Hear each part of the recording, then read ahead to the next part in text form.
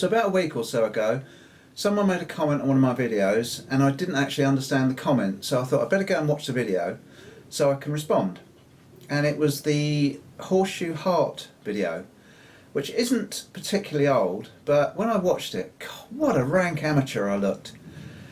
So, to be fair, it was probably the first one I'd ever done, or first one or two. Since then, I've made hundreds and hundreds of things. These are what we're talking about, these things. I put little feet on the back of them. People use them as trivets, put hot pans and plates and things on them. So anyway, I've made hundreds and hundreds of them, and I've got it down to a bit of a fine art now, and I can do it pretty damn well now. So I thought I'd make another video and just let you see how it should be done. So let's take a look. Okay, so first job, knock the nails out. This shoe hasn't got many, but I used to spend an awful lot of time getting them out, and if they don't come out easily, like that one, I just knock them off. See, those two won't come out, so just snap them off. Don't muck about. Gone. And they can stay in there as decoration. Simple as that. Now on the other video I used to knock the clips off. No, don't bother anymore, just bang it back in. Hammer it back into itself. That gives you a bit more meat in the toe. So what I'm going to do is try and fire weld that in on my first heat. Let's find some tongs. They should fit nicely.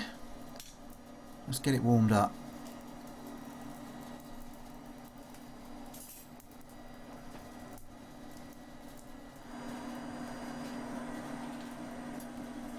So I want to try and take a fire welding sort of heat and knock that clip back into itself, because if you don't, when you punch it over the edge of the anvil, it can sometimes sort of come away from itself. And although it's not really a problem, it's much easier if you just hammer it back into itself and get rid of it. Right, same heat over the edge of the anvil, and what you're trying to achieve is the corner of the anvil wants to go right down the centre of the clip. A couple of bashes there, so you've got a dent, and then above the dent with the rounded end of the hammer. And turn the shoe round, go above again with the rounded end of the hammer, and you want to try and get a fairly shallow graduation, I suppose is the word. You don't want it too steep. See there? Fairly shallow. That's heat one. So back in the fire.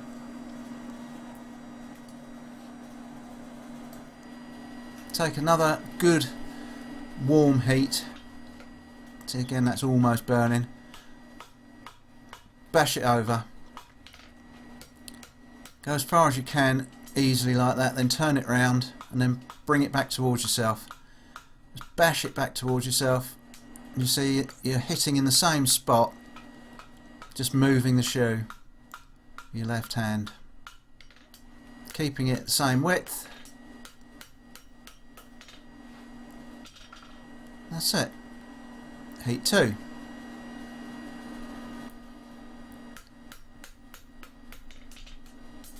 Obviously you can spend hours mucking about with this, but when I'm trying to knock these out, you know, this is how I get on with it.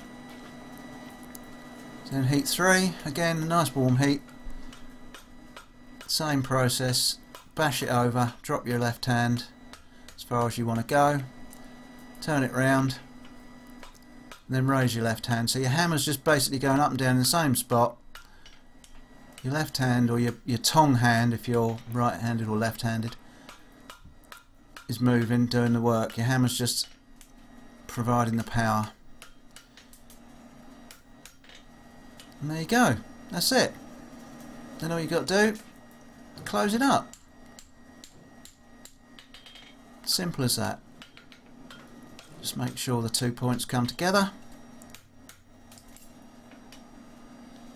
Basically done. Take that lump out the back there where you've closed it up, and that really is it. So all I do now is I'm just going to, at this second, just going to make sure it's all level, closed up, no real lumps and bumps in it. But all I shall do is wire brush it up with electric wire brush, give it a coat, clear coat lacquer, and that's it.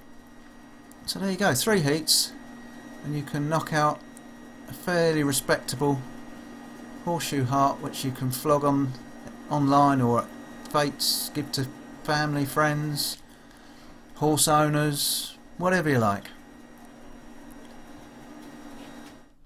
So there you go, giving it a quick wire brush, ready for the clear coat. That was a bit of a better demonstration than the last one. So thanks for watching, and we'll catch you on the next one.